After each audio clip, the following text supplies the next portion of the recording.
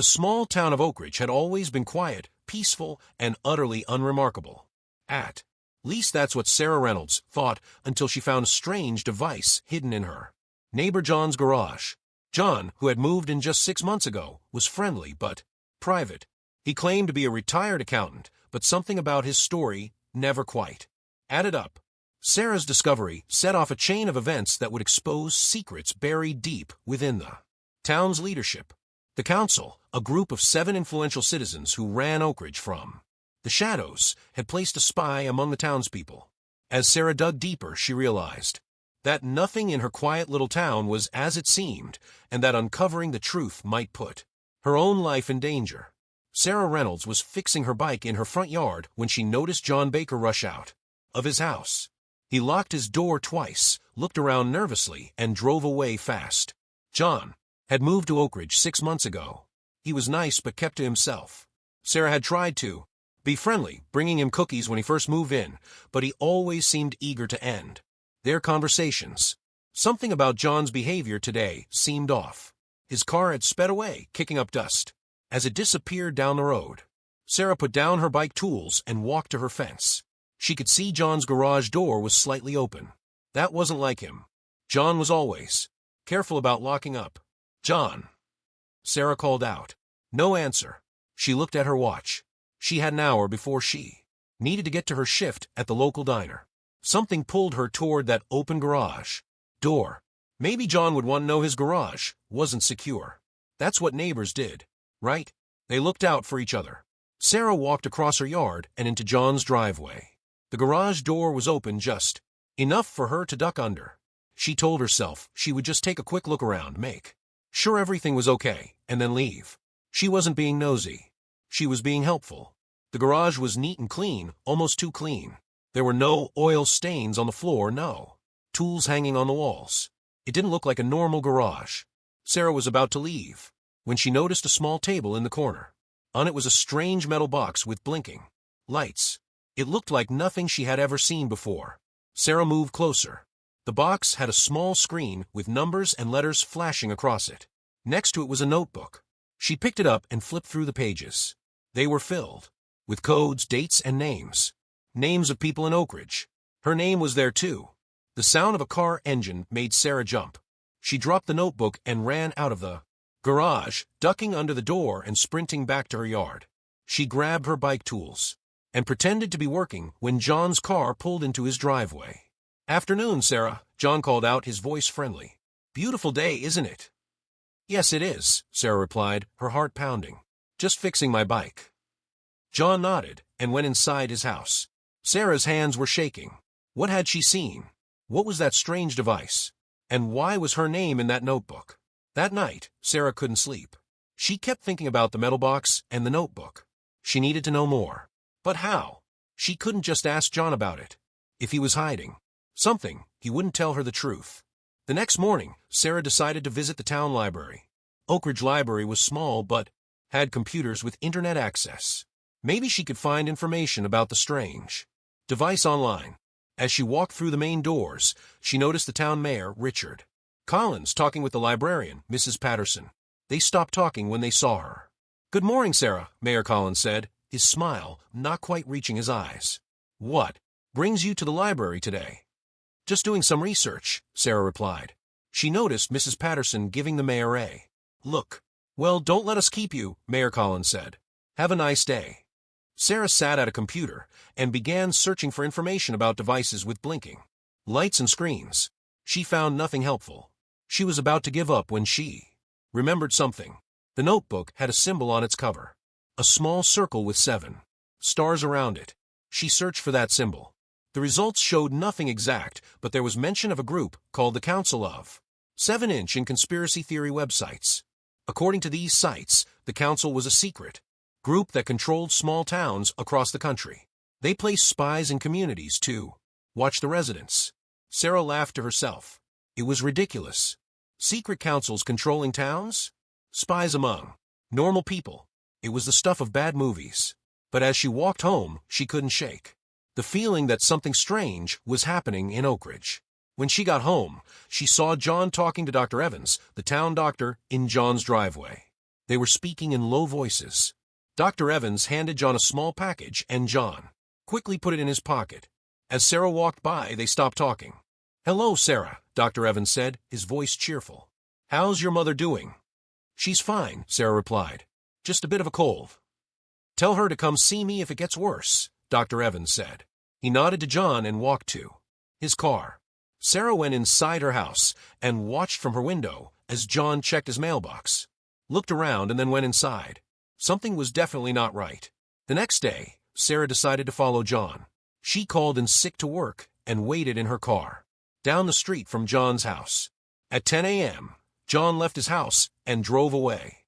Sarah followed at a safe distance. John drove to the edge of town to an old warehouse that had been empty for years. He parked his car and went inside. Sarah parked across the street and waited. After 30 minutes, more cars arrived. Sarah recognized Dr. Evans' car, Mayor Collins' SUV, and the vehicles of other important people in Oak Ridge: Principal Rodriguez from the high school, Chief Parker of the police department, bank manager Mrs. Whitman, and Judge Harris. Sarah took out her phone and took pictures of the cars. 6 important people in Oak Ridge, plus John. 7 in total. The Council of 7? It couldn't be a coincidence. After 2 hours, they all left the warehouse. Sarah ducked down in her car so they wouldn't see her. When they were gone, she drove home, her mind racing with questions. What were they doing in that warehouse? Why were all these important people meeting in secret? That evening, Sarah went to her best friend Mike's house. Mike was a computer expert who worked from home. She told him everything she had seen and showed him the pictures of the cars. "This is crazy, Sarah," Mike said. "You're saying the town leaders are part of some secret council? And John is a spy? It sounds like a conspiracy theory." "I know how it sounds," Sarah admitted, "but I saw that device in his garage, and my name was in his notebook. And now this secret meeting with all the important people in town? Something's going on, Mike." Mike sighed. "Okay, let's say you're right. What do you want to do about it?" "I need to know what's in that warehouse," Sarah said. "Will you help me?" Mike hesitated, then nodded. "I'll help you, but we need to be careful. If there really is some secret council, they could be dangerous." That night, Sarah and Mike drove to the warehouse. It was dark and quiet. They parked a block away and walked the rest of the distance. The warehouse had a side door with a keypad lock. "I can't hack that," Mike whispered. "We need the code." Sarah remembered the notebook in John's garage. Maybe the code is in his notebook. We need to get back into his garage. They drove back to their neighborhood. It was late, and all the houses were dark, including John's. Sarah and Mike snuck into John's garage through the same gap in the door that Sarah had used before. The metal box was still on the table, still blinking. The notebook was there too. Sarah grabbed it and flipped through the pages. There were codes, dates, and names. She found a page with warehouse access written at the top. Below it was a series of numbers. 7-3-9-1-5. "I think this is it," Sarah whispered. "Let's go back to the warehouse." They returned to the warehouse, and Mike entered the code into the keypad. The door unlocked with a click. They looked at each other, took a deep breath, and went inside. The warehouse was dark except for the glow of computer screens. They moved quietly, staying in the shadows. In the center of the warehouse was a large circular table with 7 chairs. On the table was a map of Oak Ridge with red dots marking various locations. Against one wall were computers and screens showing live feeds from cameras around town. Sarah recognized the views: the town square, the high school, the diner where she worked. They were watching everyone. "What is all this?" Mike whispered. "I don't know," Sarah replied, "but we need to find out more." They moved to the computers. Mike sat down and started typing. "These are connected to a network. I might be able to access their files." While Mike worked, Sarah explored the warehouse. In a back room, she found filing cabinets. She opened one and found folders with names on them. Resident names. She found her own folder and opened it. Inside were details about her life, where she worked, who her friends were, her daily routines. There were notes about her personality, her habits, even her political views.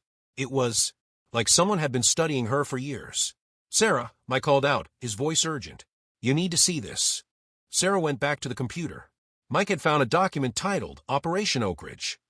He opened it, and they read it together. The document explained that Oak Ridge had been selected as a test site for a new form of community control. The Council of Seven had been established to monitor and guide the town's development. They were testing methods of social influence and control that could be applied to larger populations. "This is insane," Sarah said. "They're experimenting on us? The whole town?" "It gets worse," Mike said, scrolling down. "They have agents in town reporting back to them. And look at this section about neutralizing resistance." The document described methods for dealing with residents who discovered the truth or resisted the council's influence. Methods ranging from discreditation to forced relocation. "We need to copy this," Sarah said. "We need evidence." Mike nodded and took out a USB drive. As he was copying the files, they heard a noise. The front door of the warehouse was opening. "Hide," Sarah whispered. They ducked behind some crates as flashlights swept the warehouse. "Someone's been here," a familiar voice said. It was Mayor Collins. "The computer's on." "Check the security cameras," another voice ordered. It was John. Sarah and Mike stayed hidden, barely breathing. They heard footsteps approaching the computers. "The files have been accessed," John said. "Operation Oak Ridge has been compromised." "Find out who was here," Mayor Collins demanded. "Check the cameras outside." Sarah and Mike looked at each other in panic. They had part to block away, but the cameras might have caught them walking to the warehouse. "We need to get out of here," Mike whispered. "Is there another exit?" Sarah pointed to a door at the back of the warehouse. They crawled quietly toward it, staying behind the crates. When they reached the door, Mike tried the handle. It was unlocked. They slipped outside into the cool night air. "We need to run," Sarah said. They sprinted away from the warehouse, not stopping until they were several blocks away. "What do we do now?" Mike asked, catching his breath. "We need to expose them," Sarah said. "We have the evidence on your USB drive. We can send it to the media, put online." "They'll know it was us," Mike warned. "They'll come after us." "We can't let them keep controlling the town," Sarah insisted. "People have a right to know." Mike nodded. "Okay, but we need to be smart about this. Let's go to my house and make a PLA at Mike's house." They went through the files on the USB drive. There was so much information, reports on residents, plans for the town, communications between the council, and some larger organization they referred to as the Authority. "This is bigger than just Oak Ridge," Mike said. "Look at these references to other towns. Mapleton, Riverdale, Pine Grove. They're all under the control of these councils." "We need to expose all of it," Sarah said. "But how? If we just put online, they might shut it down before anyone sees it." They decided on a multi-part plan. First, they would create copies of all the evidence. Then, they would send it to news outlets, post it online, and also print copies to distribute around town. They worked through the night, preparing everything. As dawn broke, they were ready. "Once we do this, there's no going back," Mike warned. Sarah nodded. "I know, but it's the right thing to do." They posted the evidence online, on multiple platforms. They emailed it to newspapers and TV stations, and they printed hundreds of flyers to pop around town. As they were about to leave to distribute the flyers, Sarah's phone rang. It was her mother. "Sarah, where are you?" her mother asked, her voice worried. "There are police officers here, looking for you." Sarah's heart sank. "Mom, what do they want?" "They say you broke into the old warehouse last night. They have security footage." "Sarah, what's going on?" "Mom, I can't explain right now. Just tell them you don't know where I am. I'll call you later." Sarah hung up and turned to Mike. "They're looking for us. We need to move fast." They decided to split up to distribute the flyers. Sarah would take the east side of town, Mike the west. They would meet at the old train station outside town in 3 hours. Sarah drove to the east side of town, her car filled with flyers. She started putting them up on bulletin boards, telephone poles, and shop windows. People started taking them, reading them with confused expressions. "What is this?" an older man asked as he read a flyer. "The truth about who's really running our town," Sarah replied. "Please read it and tell others." She continued distributing flyers, moving quickly. She noticed people gathering in small groups, discussing what they were reading. Some looked shocked, others angry. As Sarah was putting up flyers near the town hall, she saw a police car pull up. "Chief Parker, got out and spotted her. "Sarah Reynolds," he called out. "Stop right there." Sarah ran. She ducked into an alley and kept running. She could hear Chief Parker calling for backup on his radio. She needed to get to her car and then to the train station to meet Mike. She took a roundabout route, staying off main streets. When she reached her car, she was relieved to see it was still there. She got in and drove toward the train station, taking back roads to avoid police. At the train station, Mike was already waiting. He looked nervous. "Did you get all your flyers out?" Sarah asked. "Most of them," Mike replied. "But the police are everywhere. They're taking them down as fast as we can put them up." "It doesn't matter," Sarah said. "We got the information out there. People are talking about it. And we sent it to the media." They heard sirens in the distance, getting closer. "We need to go," Mike said.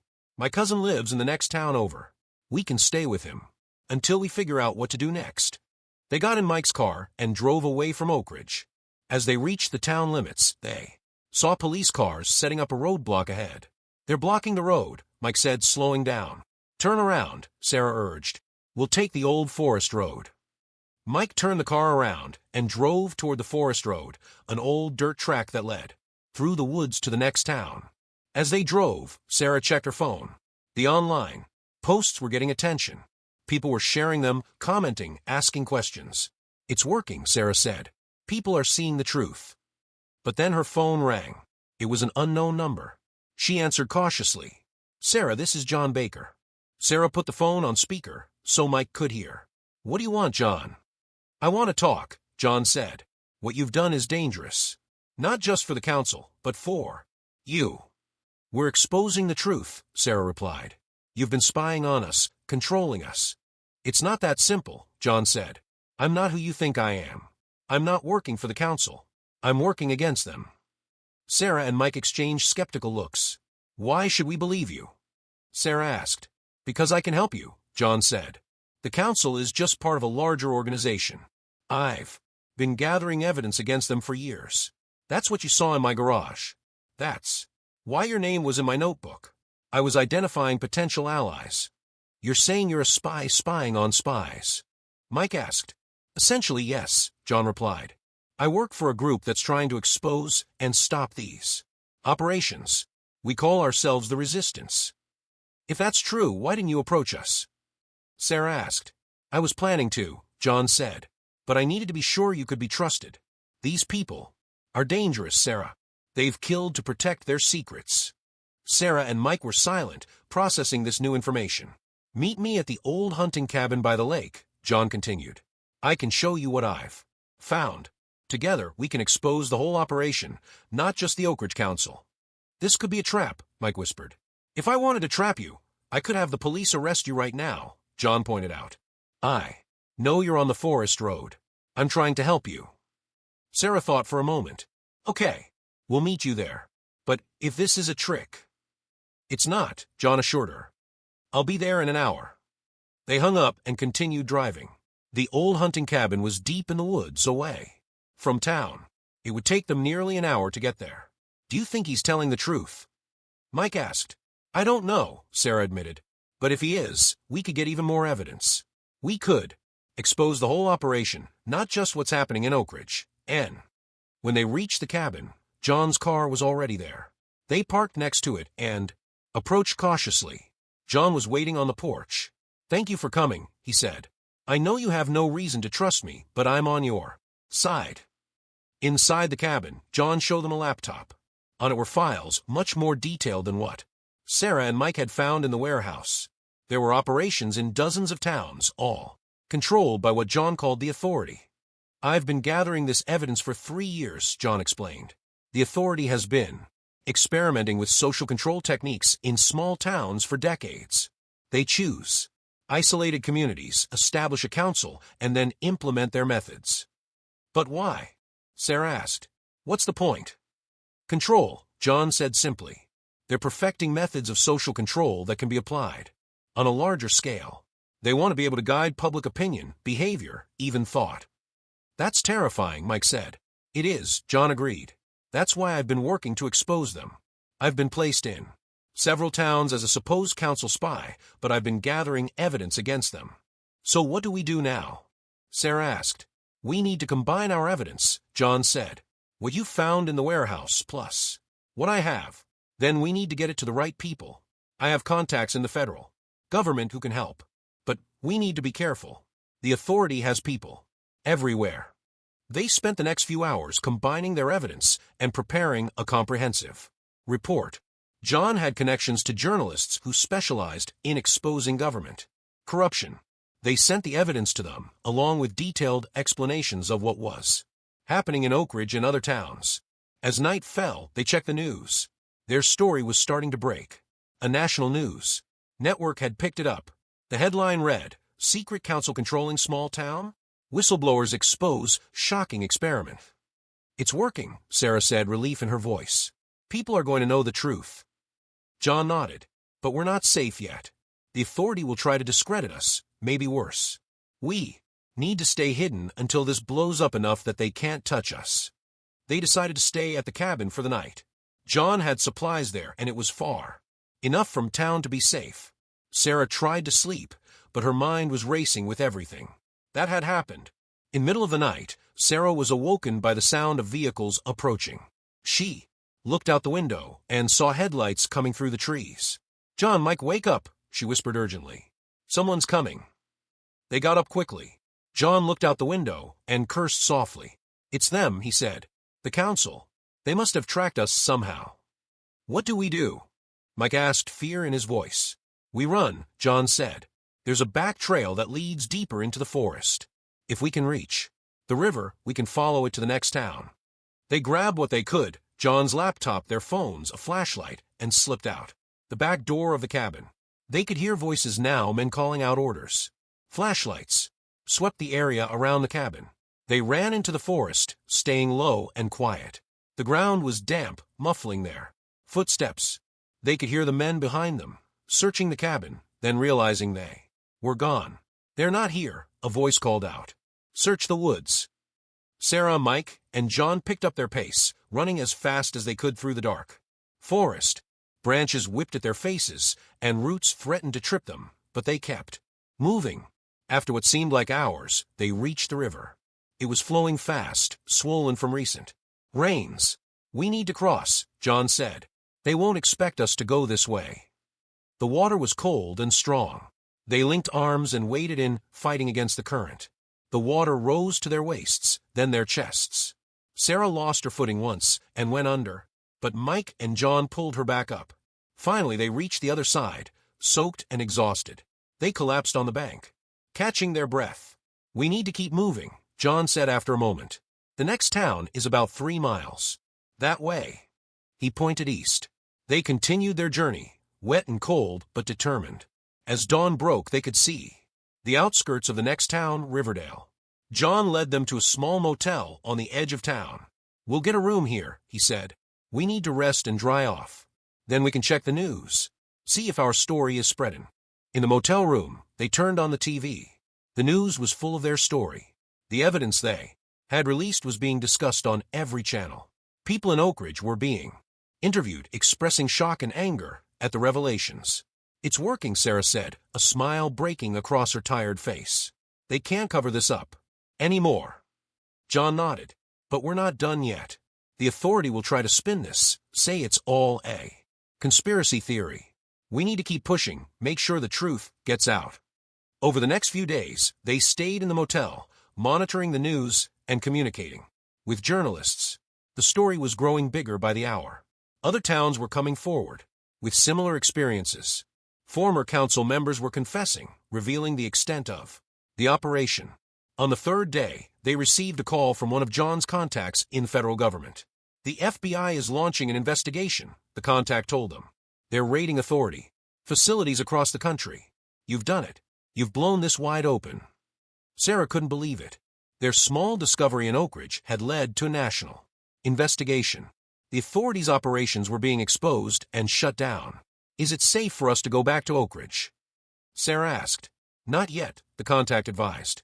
The local council members are being arrested, but there could still be authority operatives in the area. Give it a few more days. A week later, they finally returned to Oak Ridge. The town was in turmoil. Mayor Collins, Dr.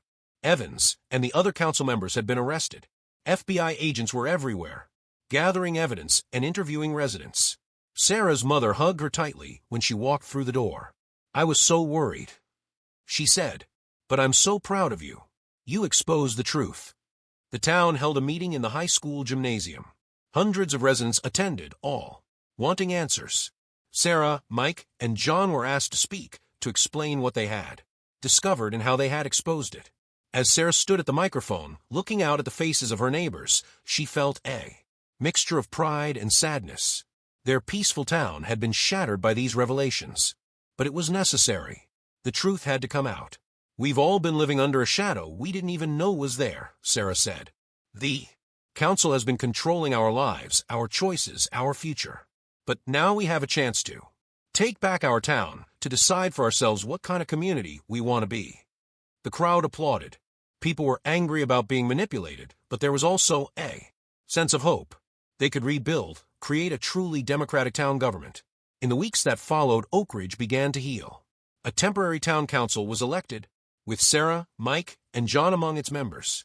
They worked to rebuild trust, to create transparency in local government. John remained in Oak Ridge. He had been working against the authority for so long that he had no real home to return to. He found a place in the community, using his skills to help set up a new, secure system for town communications. As for the warehouse, it was turned into a community center. The very place that had been used to control the town became a place for the town to come together, to heal, and to plan for a better future. 6 months later, Sarah stood in the town square, watching as the new town hall was dedicated. It was a symbol of the new Oak Ridge, a town that had faced darkness and emerged stronger. "We did it," Mike said, standing beside her. "We exposed the truth." "We did," Sarah agreed. "But our work isn't done. There are other towns out there, other people being controlled. We need to help them too." John joined them, nodding in agreement. "The authority may be wounded, but it's not gone. There will be other operations, other attempts at control." "Then we'll be ready," Sarah said. "We'll be watching. No more secrets, no more shadows. No more spies among us." The three of them looked out at their town, their home. It wasn't perfect, but it was free. And they would make sure it stayed that way. As the sun set over Oak Ridge, casting long shadows across the square, Sarah thought about how much had changed. She had been an ordinary waitress, living an ordinary life. Now she was part of something important, something that mattered. She had uncovered a spy, exposed a conspiracy, and helped free her town. But more than that, she had discovered her own strength, her own voice. She had learned that one person, asking questions and seeking truth, could make a difference. And in a world of secrets and lies, that was the most important discovery of all.